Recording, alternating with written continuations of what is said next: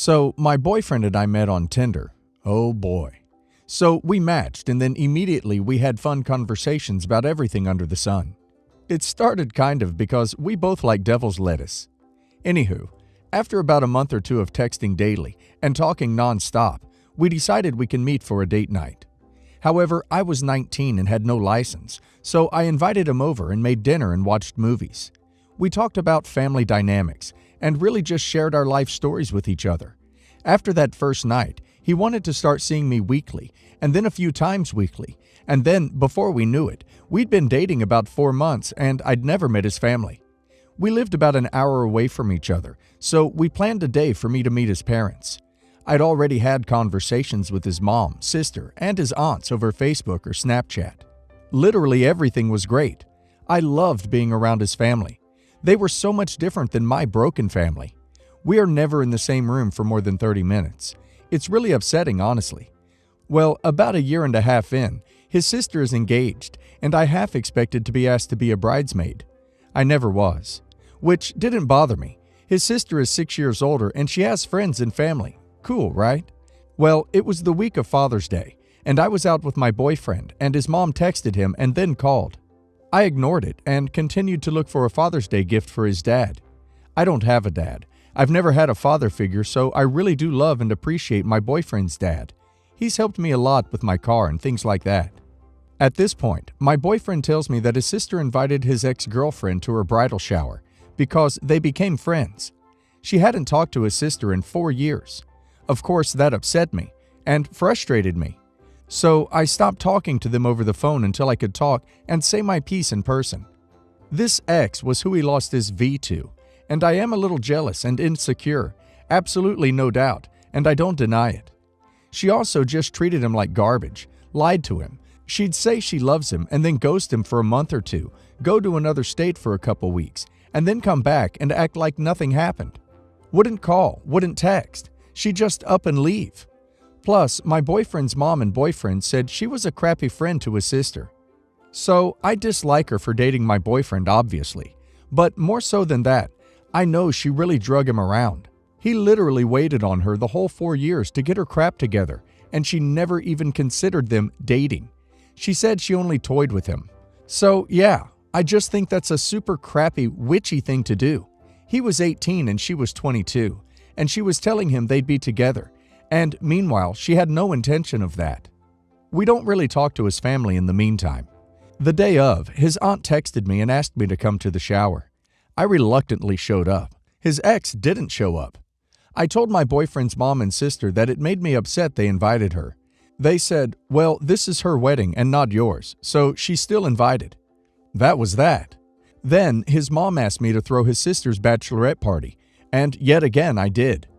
I planned a nice bachelorette party at the absolute nicest hotel in my city. It had marbled floors, ceilings, and a marbled spiral staircase. The hotel also had a skylit bridge kind of thing. I had arranged for the bridge to be her wedding color, blue. I also made all the food, decorated the rooms, had everything set up. My boyfriend's sister and her friends all ditched me, and his cousin at the hotel. That's cool, right? So then the day of the wedding. His ex shows up in a skin-tight latex dress with the underboobs cut out. Like, what in the duck? Who is she even dressed for like that? I left. I told my boyfriend the situation and gave him his keys and told him I was Ubering home. I told him he could stay and have a good time. I know it's his only sister's wedding. He said no, duck that, and left with me. He was irate she was even invited. I apparently ruined her wedding day, according to her and her mom. I stopped talking to his mom and sister altogether pretty much. Fast forward a year, and I'm pregnant with my son. My boyfriend's mom came over and we told her. She was excited. So she calls her daughter and makes my boyfriend tell her on speaker. She said, "Really? Out of wedlock? Well, at least my husband and I are doing things right." She hung up after. I wasn't shocked. I just went upstairs to my room and watched TV until his mom left. A month later, my boyfriend's family and ourselves all go out to dinner and see a tree lighting. The entire time, his sister was a B. His mom said, "How far along are you?" I told her I was 8 weeks. His sister pipes up, "You should have an A. You still have time." She literally got another drink every time I was asked about my pregnancy. I'm not sure how much more I should type. This is already a book. I just wanted to vent a little. Over it. Your future sister-in-law bought herself a ticket on the never meeting my child train. That behavior goes way beyond petty. OP, I hope that your boyfriend, future dear husband, keeps a shiny spine and doesn't allow his family to treat you like this. Sending you internet hugs if you want them. From the moment you became serious, they started disliking you. Must be because you can't be manipulated to do what they want you to do, except for the bachelorette party.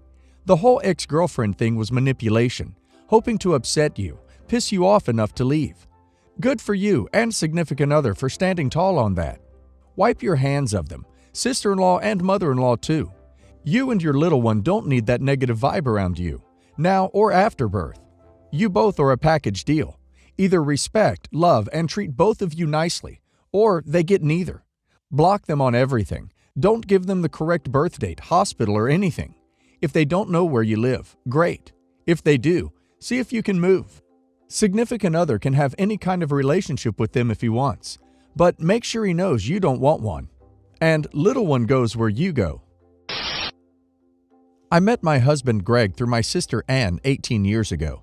It was love at first sight, and 10 months later, we were married. We had a wonderful life and 2 beautiful children together, 12 female and 10 male. A year ago, he was diagnosed with cancer, and he finally lost the fight 2 weeks ago. The best I can say is that my children and I are just about surviving, and my children will shortly be attending grief counseling. My childhood was a very unhappy one, and I come from a very large family. I left home at 18 and stayed with Ann, at the time my favorite sister, until I found my feet, and that is how I met Greg. I did not find out that she was in love with him until we announced our engagement. She wrote us a poison pen letter saying dreadful things about me. That more or less spelt the end of any relationship between us and Ann. She wasn't invited to the wedding, but the night before, she found Greg and begged him to run away with her, implied I was mistreating him, and was generally awful. Greg shut her down, obviously, and we had a beautiful wedding day, complete with the last-minute addition of a friend who moonlighted as a bouncer. To be clear, Greg had no interest in Ann at all, and they had absolutely no involvement beyond a year or 2 of friendship before he met me. Any feeling was entirely on her part, and consistently, firmly rejected by Greg. So we moved overseas and hadn't heard from her in nearly 18 years, except for the odd passive-aggressive Christmas card. Another sibling told her he was unwell, and she sent him an enormous fruit basket and hilariously cloying card. But she didn't visit. When Greg died, that all changed. 3 days after his death, she arrived at my front door unannounced and collapsed on me in tears about their special connection. I was not in a good state, and when she set herself up in my spare bedroom, I was unable to do anything about it. I think this was understandable in the circumstances. She has been nothing but awful, demanding, undermining, and offensive ever since. She is telling everyone lies, that she is being a good sister, helping me since I am falling apart and neglecting my children. I have a core of friends who are totally on my side and have been phenomenally supportive, but they are all as stumped as me. R.E., her behavior. At the funeral, she sat in the pew reserved for family, i.e., me, our children, and his parents. She sobbed throughout the funeral so loudly that the priest had to pause for her to calm down. Obviously, she is allowed to grieve, but 1, it has been 18 years. She has moved on, and 2, she was making a scene. It wasn't about her feeling upset. It was about everyone knowing she was the most upset, and that's despicable. I need her to leave. I super need her to leave. She is upsetting my children. She is upsetting me. I can't take it anymore, but she won't go. She keeps telling me she'll leave, then not.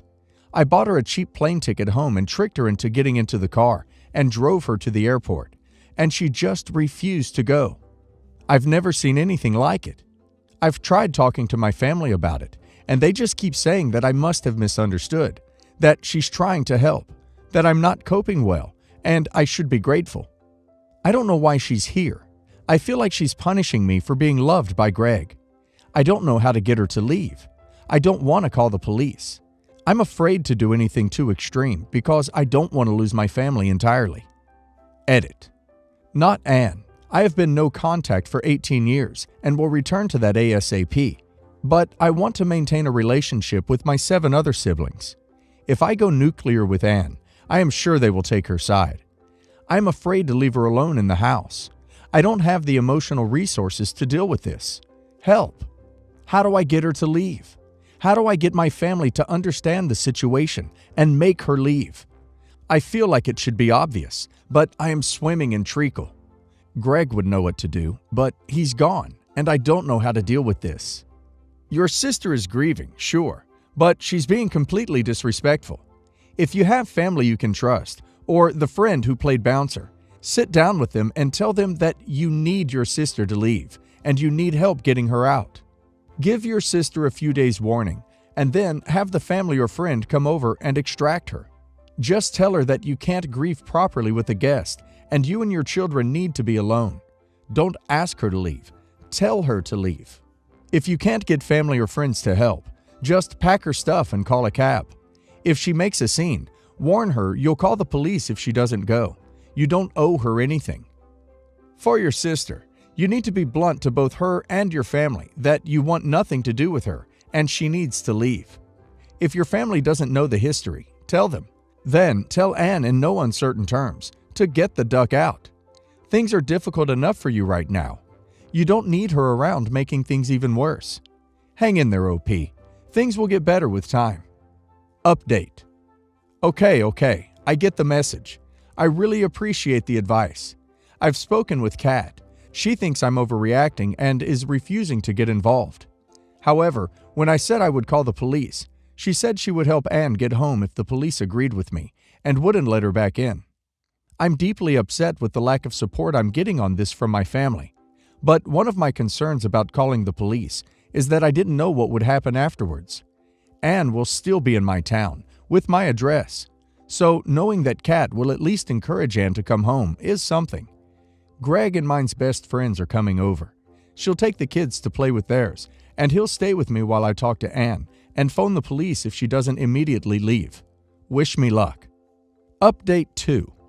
So my friends came. The wife took the kids, and the husband, Ben, stayed with me. Ben and I told Anne that she needed to leave, and Ben is not someone who brooks much disagreement, and she just flipped. She started howling and clawing at herself. I phoned the police, explaining there was a mental health crisis. I explained her erratic behavior and that I was afraid she was going to hurt herself. I know the operator could hear the noises she was making, and the police came fairly quickly. As soon as I told Anne the police were coming, she calmed down completely. It was unnerving. By the time the police came, she was fine. I explained what had happened, but she acted like she was totally fine. She said she was just upset. I explained that she was a guest whose outbursts made me concerned about the safety of my children, and Ben described how disturbing her reaction had been. In the end, they said that they weren't able to hold her, so I told her in front of the police that she was no longer welcome, that she needed to find a hotel to stay in until she was ready to go back to Ireland where the rest of the family is.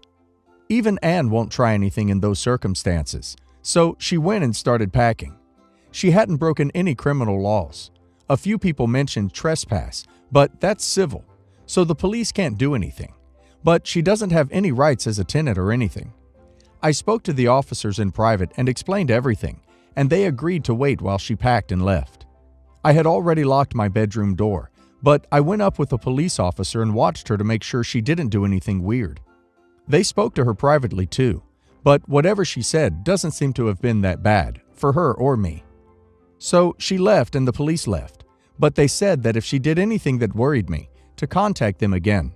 They were decent sorts, if a little bit bemused, and I think they think I may have used the call as a pretext, but even the operator commented on the noises through the phone. Anne seems to have taken Greg's toothbrush, but honestly, I don't care at this point. I have contacted an emergency locksmith and have decided to let the children have a sleepover. I don't like them being out of my sight, but it means they'll be safe if she tries anything tonight, and Ben will be taking over residence of the guest room for a night. I rang Kat, and she said that Anne had already been in touch, and the version she told Kat was very different. Again, I don't care. I will resolve the family drama when Anne is back in Ireland. The upshot is, I am worse sister. Kat is flying over to pick Anne up. They're going to take a couple of days to reflect and remember, and Kat will take her back to Ireland. My brother is getting married soon. He gave his fiancée unlimited control over the wedding planning, and she asked me to help her because she had never planned a big event before, and my family are known for throwing extravagant parties, so she feels a lot of pressure to get this right. Yesterday, I met up with her and her best friend, Jade, to brainstorm ideas before she meets her wedding planner. Things were going fine, but I noticed that whenever my sister-in-law would suggest something or seem really excited by an idea, Jade would always criticize it and put her off. She also kept comparing things to her wedding and was acting like her wedding, which was nice, but not something to be jealous over, based on the pictures she kept showing me, was the gold standard. After about 3 hours of looking through things, my sister-in-law looked like she was giving up because Jade kept criticizing everything, and to me, it seemed like she was trying to make sure my sister-in-law's wedding was worse than hers. Jade also kept picking the cheapest, and usually ugliest, options, and I got the impression that she didn't want my sister-in-law to spend more than she did because she kept bringing up money, even though my brother was clear that there was no budget for the wedding, and this was just supposed to be a brainstorming day, so it wasn't relevant. We started looking at potential venues, and my sister-in-law really liked one, but the estimate prices were high. Based on the pictures, the venue was beautiful. Jade immediately started criticizing it and was trying to convince my sister-in-law to pick the cheaper, less nice venue we had seen before. Honestly, I was fed up with her putting all of her ideas down, so I jokingly said she had cheap taste and the guests will expect better. Jade got so defensive and angry. She kept going on about how something being more expensive doesn't make it better, and how she liked the other venue because it had more character. Things quickly wrapped up after that, and today my sister-in-law texted me to say Jade was very upset with me over what I said, and that she didn't think she could come to any more wedding planning sessions if I would be there, unless I apologize. Before I decide if I will apologize or not, I was wondering, am I the a-hole? Are you close to your sister-in-law? If so, tell her about what you are thinking about everything Jade was saying.